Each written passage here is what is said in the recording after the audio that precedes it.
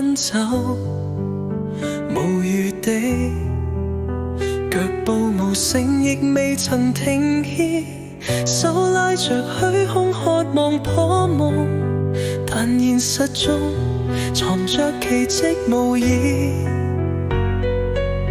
鏡中的面孔逐漸明晰，抖落迷霧認清了心意，追逐的仍這站在眼底，醒來後才發現是我自己。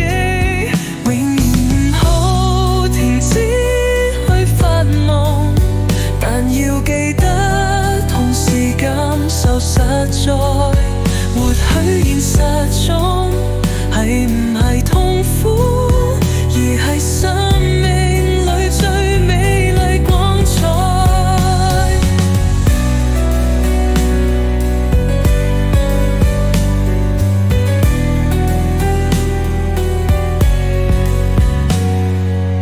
沙漏嘅流動較曉堅忍，眼淚化成一片海的心，失落未減，但信心得到，一點一滴都是生命的因。